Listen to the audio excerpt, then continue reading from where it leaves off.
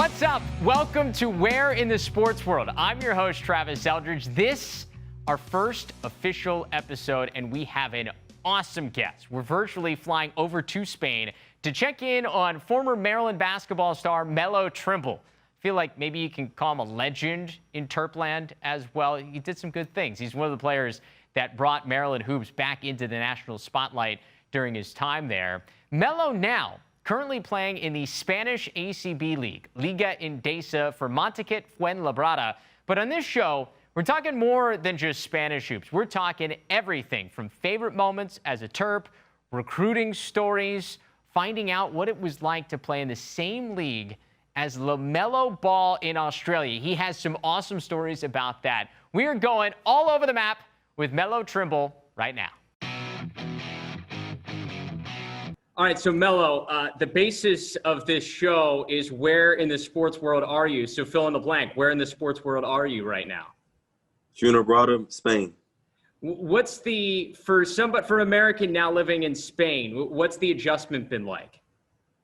I mean, it's cool here. You know, it's just Spanish, obviously. You know, me not knowing too much Spanish is something I have to work on. And, you know, I played in Puerto Rico, and it was a little different with Spanglish, you know, a lot more English than it is, you know, Spanish. But here it's strictly Spanish. So it's like, you know, just an adjustment for me. But I'm liking it so far.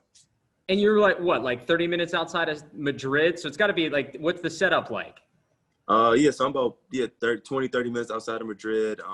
Not too far from there. So I mean, that's a good place to go, you know, just to hang out. But where I stay at my apartment, I'm 5 minutes from the gym and 2 minutes from the grocery store. So I really don't have to go anywhere, and that's how I like it. I like, you know, being in the house, not going anywhere and doing too much. So I mean, I think I'm in a pretty good spot. Yeah, it's a good setup. Compare it to, because I saw you played in Australia. You mentioned Puerto Rico. Like, where does what you've done so far in training camp in Spain compared to like the other places you've been so far in your pro career? I mean, training camp here was like real, you know, it was day one for everyone, training camp here, and a lot of conditioning. You know, everyone's been out for 6 months, and it's been kind of tough, but I mean, that's something that we all need, myself included. You know, it was really hard to work out this past summer due to the COVID, and you know, comparing it to Australia, just it's a little tougher. You know, it's kind of easier on me as far as not going first in drills. I get to watch and watch how they do it. You know, but you know, 3 weeks, 4 weeks now, I'm used to everything, and everything's, you know, going nicely. But just compared to like Australia, just like I said, just the language barrier, you know what I'm saying? Like just watching first and being able to mess up a little bit, not understand what they're saying, you know what I'm saying? So I think that's good for me, but yeah, I'm good now. What's the, like basketball wise, NBL to ACB? Where's the level at? Well, ACB is the highest competition besides the, you know, EuroLeague, Euro Cup and stuff like that. And, you know, the NBL was up and coming. The last year was his best year, you know, with LaMelo Ball, other players that's in the league, Bryce Cotton, Casper Ware, Andrew Bogut. I mean, the league was good, but, you know, the ACB it's a lot more teams. You know, the competition is a little better, and it's a good league, and it's the most watched. You mentioned LaMelo. What was the atmosphere like when he comes over? I mean, like I'm seeing on Facebook, they're getting like those games are getting like 1 million views. Like, what's the atmosphere around the balls?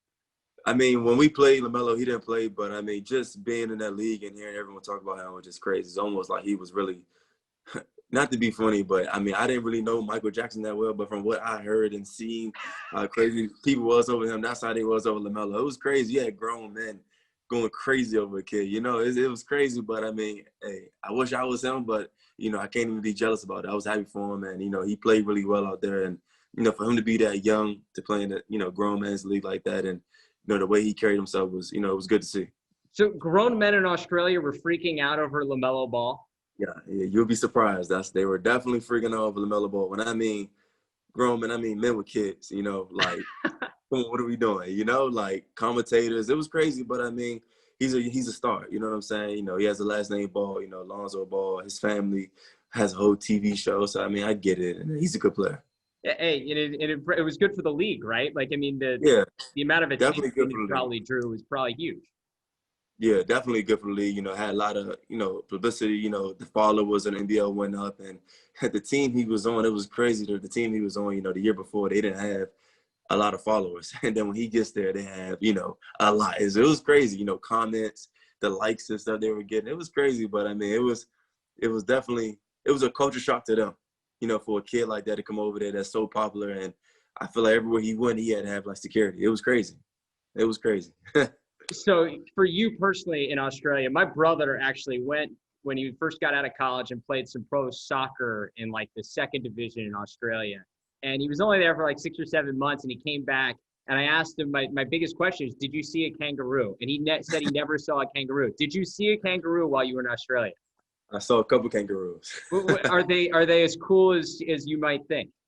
I mean, they chill. They kind of they guard their area. They don't really, try to get out and they see a human to walk up to or anything like that. Almost like a deer. You know how we see deers. Yeah. That's how kangaroos are. But they're not as like running to the middle of the street. You know what I'm saying? Yeah. But yeah, they were cool to see though. Yeah, I feel like you go to Australia, you got to at least see a couple of kangaroos. Kangaroos, koalas, you got to see it. You just have to. Right. No, it completely makes sense. So I was digging back into your past, and I was looking at some of the recruiting rankings and things when you were coming out of high school.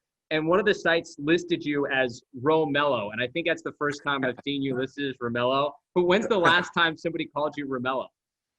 Man, probably once I play Call of Duty, one of my old teammates, Evan Smarters, and whenever he's trying to be funny, he'll call me Romello. Whenever I have like a bad game in Warzone, he'll call me that. But other than that, I don't really get that too much. When was it like a transition, or was it always growing up? It was just always Mello. Just always Mello. I knew it was Romello, but my cousins, aunts, grandmother, they always call me Mello. We're just like, all right, that might as well be my name, but as a government name, Romello. So.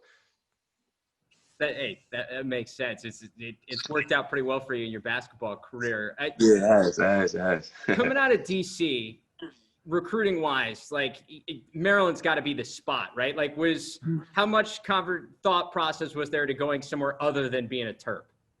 Man, it really wasn't no other thought process. When I first got into, getting recruited and stuff to go play college ball, I always wanted to go to Maryland. And, at first, I really didn't, they wasn't really recruiting me until the end of my sophomore year going into that summer, because I was a 2-guard and I started playing point guard. Then Coach Turgeon finally saw me, liked me. And then I was ready to commit right on the spot. But, my mom wanted me to wait it out. Cause I think at the time they were trying to, they were going to sign the Harrison twins, okay, but they signed to Kentucky.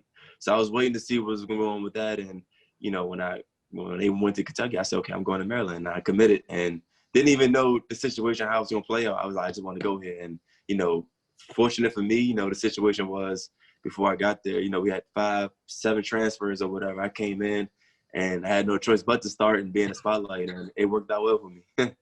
What's the best part of the recruiting process? Because I'm sure there's like a lot of tension. There's some tough conversations, decisions you got to make, but there's so many perks. Like, what was the best part?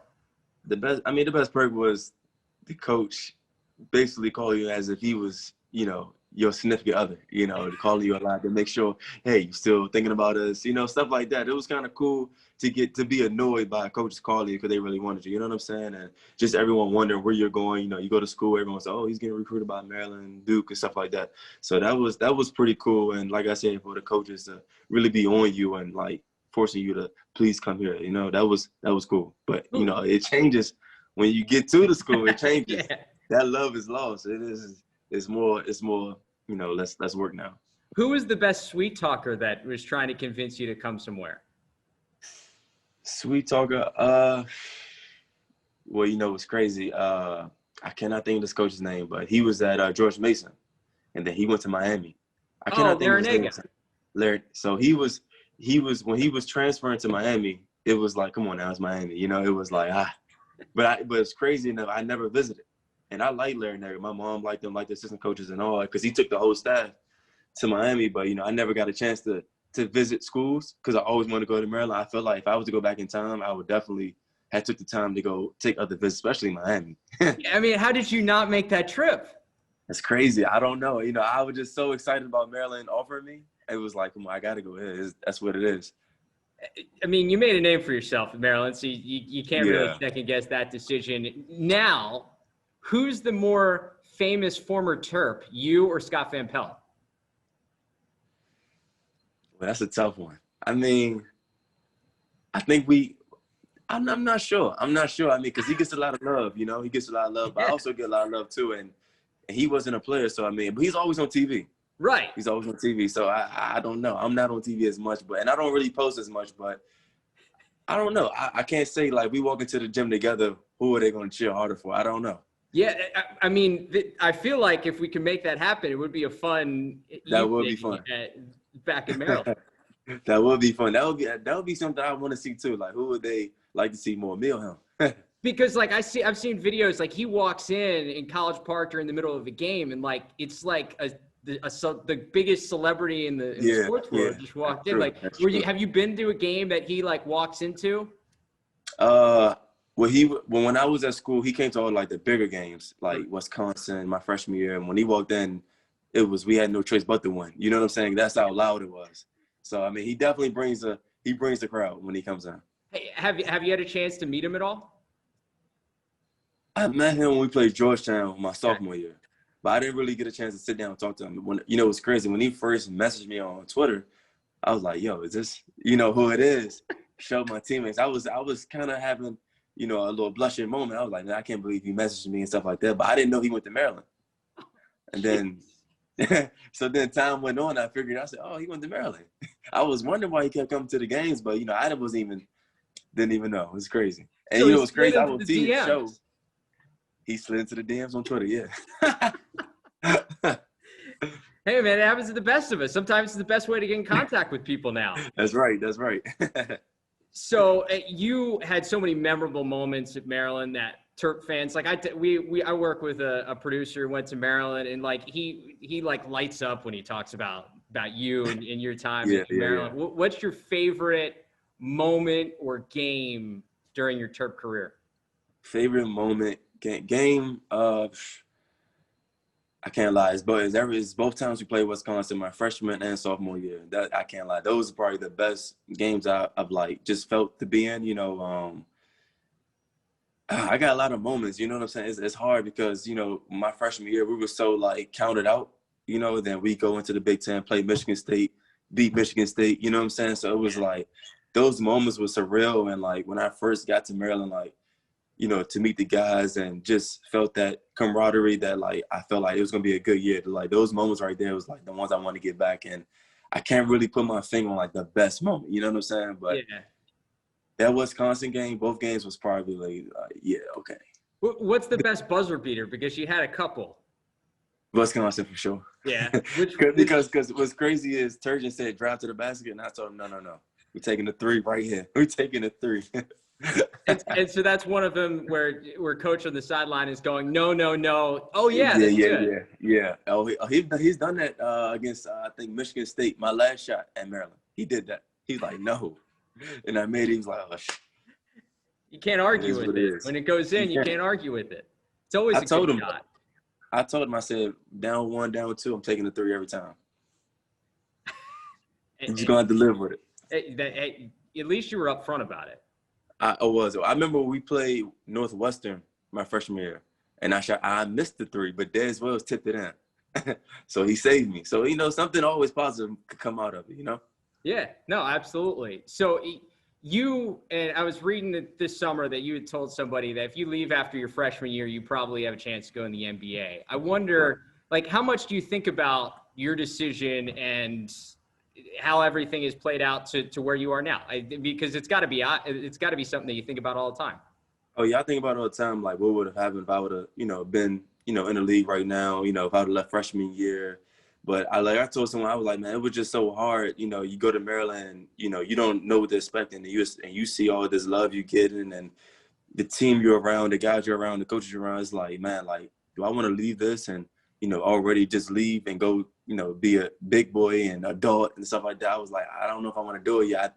I thought that, you know, it will happen one day.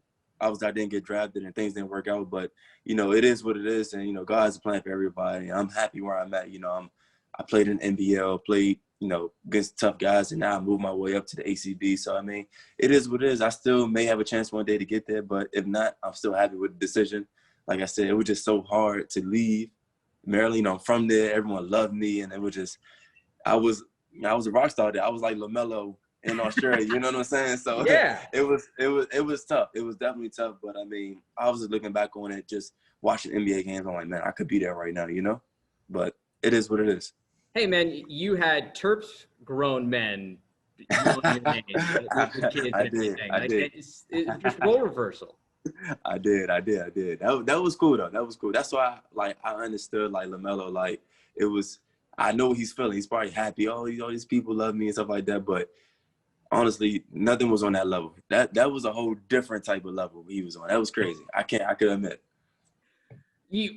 If you leave after your freshman year and say you do get drafted somewhere like middle of first round, what type of player are you? Because you mentioned like there's obviously a lot of growing up you do in your sophomore and junior year. Like what kind of player are you if you're getting to the NBA then as opposed to now being a professional player? Yeah, I'm not sure. I mean, because that's one of the things I question too. Like I felt that like I wasn't ready as far as a PG because there was a lot of things I needed to work on. I didn't know I'd throw a pocket pass out of the pick and roll. You know, my freshman year, it was more so, oh, go score and make an open pass. But you know, now the way I play pick and roll is like, okay, I developed into this, and hopefully when I get my chance, that scouts see that and stuff like that. But freshman year, I couldn't see myself doing it. Obviously, it would have worked up to that point, but those was one of the things I questioned myself on. But how was I going to be a PG in the league? So where's your game now? Because I have to imagine like playing international basketball is different than the grind of college basketball. It's different than the NBA. Like, what type of things do you have to do to get your body in shape individually, and then to like get ready for your job, which is playing overseas? Yeah, I mean, definitely. Playing overseas is they play different. As far as defense and offense. Defense, you can stand in the middle of the paint just like in college. So it's definitely hard. It's definitely harder to score. So, you have to be able to shoot. Defense, a lot of coaches love to pick up full court. So that's something that's new to me. And, last year I was on a team that, really, talked about defense a lot. And I feel like I never been coached to play defense so hard in my life until I got there. And I'm still young. And, I'm at the point now where I want to play on both ends really hard. And that's what I feel like I'm bringing to the team I'm on now. And, I want to show people I can defend and score as well and run a team. Now, you mentioned defense. What is that the part of your game that needs the most work? Like what do you work on? I feel like, I always want to get better. I feel like I'm still getting better, which is crazy. I feel like I've always felt myself doing new stuff. But as far as my whole game aspect, defense is like probably the most ones I always try to, for the past 2 years, try to concentrate harder on because it's about mental. You know what I'm saying? I feel like I'm quick enough to stay in front of anybody. It's just how bad do I want to do it? And I always hear that, how bad do you want it? And I kind of like want to put that into my mindset, going out this year, playing this league against, Real Madrid, Barcelona, those guys like that, to show myself that I could play on this level and obviously be a good player and on both ends. What are you looking forward to most about playing in the ACB? Playing against Barcelona, all the top, EuroLeague teams, because that's where I want to play. 2 years ago, I was supposed to sign and play with Baskonia, but they wanted me to come for 2 years, and I didn't like the deal, so I turned it down. But now I'm here in this league, and I want to show them that, you guys should have called again. I just want to prove myself. You know what I'm saying? I'm just happy to be in this league, and I'm excited. You got 3 good games this week in the scrimmage, and like I said, I just want to prove myself. The process to me, now that because I've really dove into it since we started covering the league back at the end of the spring. And the process to me in terms of like how you guys end up in different places is just fascinating. Like, what's the process? And I'm assuming your agent takes care of a lot of it. Like, what's the process of you weighing your options? Like, you know what? I've got this in Australia. I've got this in Puerto Rico. I've got a G League team that wants me. Like, how do you weigh all those different options?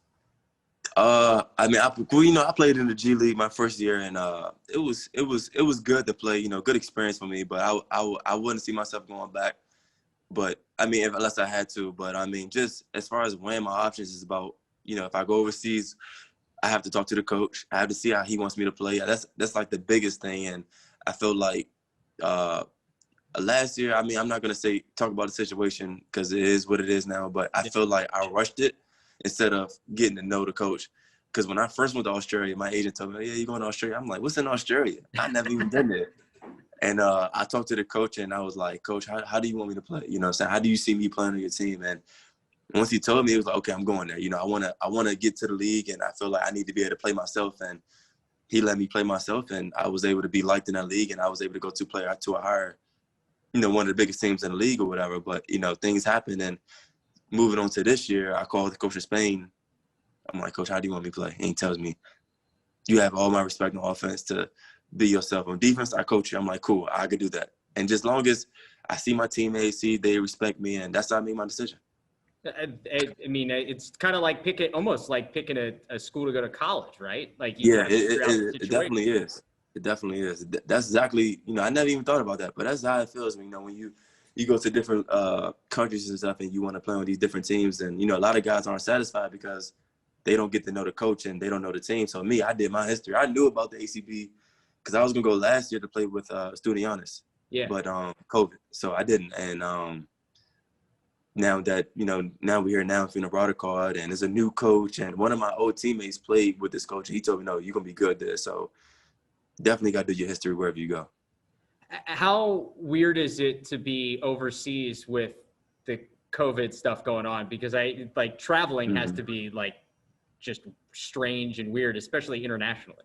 Yeah, I mean, it was easy for me. I didn't see anybody on the plane, so I got the whole road to myself. So I was good. But, as far as COVID just weird by itself anyway, whether you home or overseas. But, it was crazy when I was at home. I never took the COVID test. And I said, I'm never taking this test. I don't want the sick thing in my nose. I'm never doing that. I get here to Spain. I took 5 of them already. 5 of them. I'm like, man. But, it gets easier every time. But just when you think about it, it's really serious. And the protocol they do out here is really good. We take a COVID test 2 days before every game. And I'm just glad, back to playing basketball and keeping a good, close eye on it. When we covered the league back in the spring when they did their the ACB Fase finale to crown a champion, everybody went in the bubble. I know a bunch of the players, especially in Barcelona with Brandon Davies, who's wearing Black Lives Matter shirts. So I know that sentiment is kind of felt internationally. What's your take on what we've seen with the NBA and what you were able to do last week? I mean, that was special. I never thought that would happen. A team, boycott a game and not play due to what's going on. Just bring awareness, and I think that people don't understand that. I get on Twitter all the time as my news because I don't really watch news on TV, but I just see people tweet about it. It's they don't understand why they do it, and it's I like them to keep raising awareness. It's an awareness thing, but people still don't understand it, and it's mind bothering. But what I feel like LeBron James being the leader of the NBA and what he's doing is really special, and it's inspiring me when I see him do that. See these talk after game talks with Jamal Murray, Chris Paul. Is man, these guys are really voicing their opinions. They have a big voice, and everyone's watching the NBA now. It's sports background, so just to see them do that, and then not even the NBA, but soccer, baseball, all the guys is doing I think that's really special, and I hope that people could take consideration that it's awareness. It's not about one side versus one side. It's about all of us coming together. Yeah, I mean, I love the sentiment, and what they did, and I think the coolest thing is now seeing some of the changes that have been implemented and things that are happening right away. Yeah. Using their power. When it's probably crazy to think about, but you're in college and all of a sudden you realize you have this platform. What does it feel like to have, because you still got tens of thousands of followers and now you're an international player. How do you, what's the responsibility you feel to use your platform to help people maybe understand? Yeah, I feel the same way. Obviously I'm not, like you said, I'm international. I feel like I may not have more, but almost a lot, just like you said, because I am international and I'm from the States. But I've always retweeted stuff when I see stuff, just to bring to awareness of my followers so they can see that, what's going on. Because, a lot of people don't see this stuff, for some odd reason, they don't see stuff that's going on. But, I've always tried to post stuff and repost stuff and stuff like that because, a lot of the stuff that I see, it is good and it's inspirational as well. And like you said, a lot of the changes have been happening and it's good to see. So let's go back to in the G League, because there's so many players that are guys that we end up knowing through their success in March Madness or being on a top 10, top 15 college basketball team that end up in the G League. And I don't think many people understand what it's like to play in it. What's it like to play in the G League? Give me the facilities, the travel. What is there anything you can relate it to? can't. Well, you definitely can't relate it to. Well, I couldn't relate it to college, because Big Ten, they got a lot of money, and we was really pampered. But I mean, in the G League, it's more like a humbling place.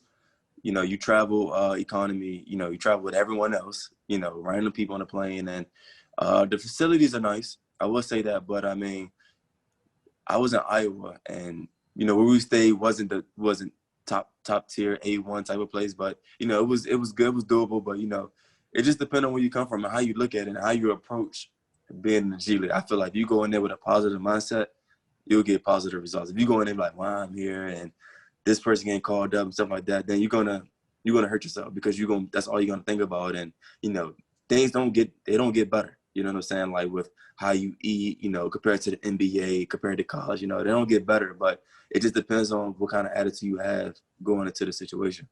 What's that like wake up call like? Because it's almost got to be kind of like a rude awakening. Like you are living the dream playing Big Ten basketball on national television every night. And then you go to the G League and you're playing the Westchester Knicks in front of like a couple thousand fans. Like what's that like? Right.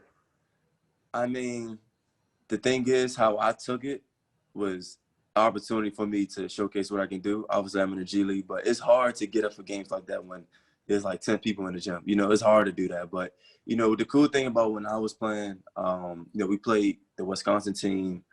I was in Iowa. So where we played at was kind of up north, Big Ten team. So, like, we had a couple people come to the game. People knew who I was. But, as far as like an older player that, maybe was in the NBA and the G League now, I can see how tough it could be. But like I said, like, it's just the mindset you bring to it. If you come in there with a positive mindset, it would be a better outcome. But it's definitely a culture shock. You're like, man, I can't believe this is what's going on. You got to get your own food. I'm not sure how some places work, but you may got to wash your own clothes, Like it could be like that, but it's just how your mindset. What's the when people ask you about your time in the G League, like what's the story you tell them that like makes it sink in? Like what's your go-to story? My go-to story, just when we travel on plane, we had like crazy layovers. We might it's crazy. We might went from I'm trying to think somewhere. Probably went from Iowa to LA, but to get to LA, we went to Denver. Had like a 3-hour layover just to get to LA. Oh, then we come back from LA to go to Iowa. We go LA to Denver, 4-hour layover just to get to Iowa. It was crazy. Or we might go to Chicago, which would be the craziest thing. We probably went from Iowa to Texas to get to Chicago. No, it was just direct flights. No direct flights. It was no direct flights, and it just made you feel like, man, like you on this plane for all these hours when you could just go 2 hours right there. Then you got to wait at the airport for 4 hours. It was crazy, but it's real. That's definitely what's be happening. A little different than the charter flight life at Maryland, right? Oh, for sure. It's crazy. After the game, we was leaving. Yeah, it's just you're gone. In the G League, we go back to the hotel with roommates. And we grown men and we got roommates. So that was bad too. Like it is what it is though. Like I said, I was young enough to be like, okay, roommate's cool, but older players like, no, I gotta get my own room. You know what I'm saying? They're older, they've been around, so it's just how you look at it. I spent a lot of time around some minor league baseball players when I was in local news, and it's like a lot of stops at Chipotle. Like a mall being right next to the hotel was like an ultimate win. Like places that you could get to easily. Hey, gas station, Yeah, right. I remember those days. We took a bus to go to I think South Dakota or North Dakota. I can't remember, but we took a bus there. We'll stop at a gas station. We'll get pizza after the game. That's what it was. It was what it was. I never forget that time because it really brought me to where I am now. You know what I'm saying? Like to be humble. Everywhere is not going to be good, but there are obviously some places that are treated really well in the G League. But my team was new and we were in Iowa and it was just new out there. You know what I'm saying? So not too much was going on. You continue to go on this journey, and I watch some of the players that are in the ACB League, and I watch like the Twitter and Instagram feeds. And like, at least you're in Europe. Like, is there a chance that you're going to make sure that you take a time? I know it's COVID time, so it's a little bit tougher to enjoy, but is there part of you that wants to make sure you enjoy the fact that like, there aren't many people that just have the opportunity to go live in Europe for a couple of years? Right. I mean, it's crazy. There's not a lot of people that go to Australia, especially No, from that's America. true. they like, hold up, I'm not that flight. That make you rethink everything. But I mean, I was in Australia and I didn't really explore much. You know, I didn't. You know, we went to Sydney, different cities or whatever. But I'm not the type of guy to get out as much. But you know, hopefully, I had seen a tweet from a guy that's in this league, and he said to make the most out of, like, you know, as being an overseas player, to make the most out of it. You know, get out, communicate with people, get close with your teammates, stuff like that, and you know, people will like you and all this stuff. And I was like, you know what, I'm gonna try to do that this year. I'm gonna actually try to get out the house, you know, and explore a little bit. I'm a game head. I'm always on a game, and I kind of want to. I don't want to take a break, but I do want to take a break. You know what I'm saying? But you know, I kind of do want to get out the house, and you know, Spanish is something I'm trying to build on. And people around where I live are so nice. Everyone sees me, they know who I am, cornrows, and oh, that's Melo. So I mean, everyone's really nice to me, but you know, it make me feel like I'm at home. But I think this year I will explore a lot more. What do you like if you had a chance to talk back to the Maryland team and guys that are going to be ultimately in a similar situation as you are? Like, what would your advice be to them or to any college player? Enjoy college, because you cannot get that time back. I mean, I was just talking to one of my college teammates not too long ago, earlier today, and we were just reminiscing on everything that, you know, that happened in college. I'm like, man, I wish we could get that time back, but we can't. So I mean, if I'm in college now, or if I go to Maryland right now and I see the guys, I'm like, look, enjoy this. I know it's annoying going to this and that, you know, weights in the morning, practice, but enjoy it, because once you leave it, everywhere in Europe isn't, you know, it's not sweet everywhere in Europe, you know what I'm saying? Certain places you're not treated as good as others. So that's one thing I'll tell them, enjoy this. Speaking of college, is Bentley's as good as it's advertised? Bentley's, it depends on what you're looking for. Like every college bar, right? Right. It depends on what you're looking for. It's a hit or miss. Sometimes it's a hit or miss. You know, sometimes it can be too much, but sometimes it depends. It depends. All right. So broad picture, and I'm sure it changes maybe every year. How will you define like you being successful as a professional basketball player, and how do you continue to do you have goals that you continue to try to hit like each year? Are you a goal setter? Yeah, I'm definitely a goal setter. I mean, this year, I feel like every year this is my goal, prove myself. I've always felt like I'm doubted for some reason. You know, in Australia, I have a great year. I mean, I averaged the most points my first year. Come back, I'm not even a top 5 player, barely top 10. And it's kind of like, okay. So I feel like I'm always have to prove myself, even when I was in college. And even now, you know, this league, no one really knows me that well. And I feel like this is a great opportunity for me to prove myself in this big league. And that's one of my goals. And just as another goal, communication. You know, I always find myself kind of being quiet and shy sometimes, but I feel like I'm starting to becoming, you know, more of myself and like being comfortable, talk to my coach, talk to my teammates. And that's one of my goals right there. Be more communicative, because, you know, guys are relying on me. You know, when I got here, I could see it. I'm like, you know, this I'm happy to see that. You know, guys are relying on me for plays and a lot of stuff I don't even understand. But, you know, I just say, do this, and coach likes it. So I'm like, okay, whatever. So I just feel like, you know, me being a complete point guard and trying to get to the highest level I can, I have to be able to do that and just be the best I could be. You know, I'm like, yeah. I mean, going on, I'm sure like the ultimate goal has to be try to get back to the United States and play the NBA. Like everybody who's probably in your position. Can you watch NBA games? Like, does it feel like all right watching them, or does it bother you? No, it feels all right watching it. You know, I'm happy to be overseas. You know, I feel like if I was down on myself, I wouldn't be who I am. You know what I'm saying? I'd be miserable. You know what I'm saying? I had 6 months to think about it. You know, like, oh man, like, say, like, what I'm gonna do? I can't get to the NBA. You know, they not doing call ups. It is what it is. And I feel like one of my like favorite players overseas is Mike James. And I see how he was in the NBA, he killed in the NBA, you know, it didn't work out. You know, NBA sometimes just doesn't work out for everyone for some reasons or whatever, but he's killing it in Europe. You know, he signed a three-year deal with Cheska, and I'm like, man, like, he's really good. And I'm like, I want to be something, let's just say shit like that, you know, one day. You know, by the time I turn 30, hopefully I'm the big name, you know, as a point guard in the EuroLeague or whatever. So, you know, whether I get to the league or not, I'm happy to play at the highest level. And I'm hoping it's the EuroLeague or the NBA, but hopefully it's one of those two, but I will be happy. I love that advice, because I think it's not even just basketball. It's like everybody in life. If you can be content with where you are and enjoy the process, that's so much more important than like trying to look ahead to like, like where I could be, but it's not there. Like if you aren't where your feet are, then it's not worth anything. Right, exactly. And I don't try to look at like what, other players that, that's where they are right now. This is where I'm at. And, we'll see at the end of, my career where I'll end up at. Who's been your favorite player internationally, college? Who's been your favorite player to play against? Play against? Yeah. To play against. That's a tough one. Favorite player? I mean, because I know you hit a couple of buzzer beaters in front of, was it Tom Tom for Michigan State? Like that's got to be a fun matchup.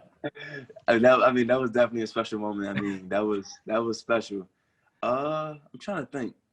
There's a player in Australia, Castle Ware. Okay. Went to Long Beach.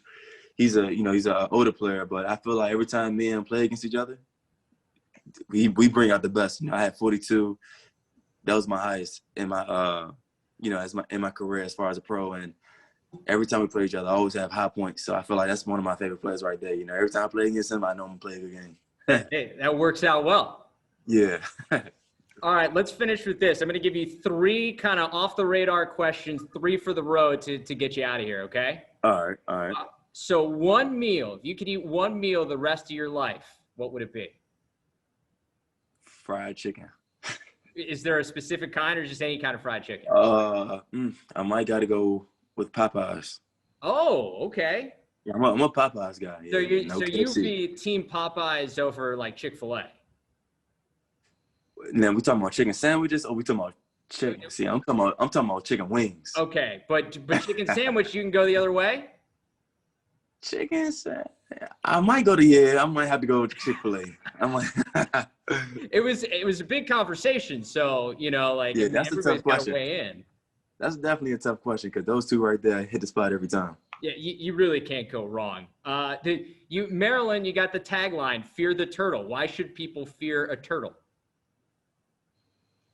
You know what? Because you never know what a turtle might do. They hide in their shell, and you just never know what's going on. They can hurt you too. You can't kick it. You might get a flat tire if you try to run it. Turtles. Those are dangerous. I seen one of those. Those are dangerous. That's why you should fear them. You just never know. Finally, if you could play on any team in basketball history, college, NBA, whatever, what team would you want to go and be a part of? College, NBA team I want to be a part. Like, you could go back to like Golden State when they had Steph, KD. What team do you want to be a part of? What team want to be a part of? I would like to be a part of that team right there. That seems like a fun team. A team you're not gonna play a lot, but you can watch front row. I would definitely love to be part of that team right there, just to watch Steph Curry shoot threes, KD be KD. That Klay Thompson.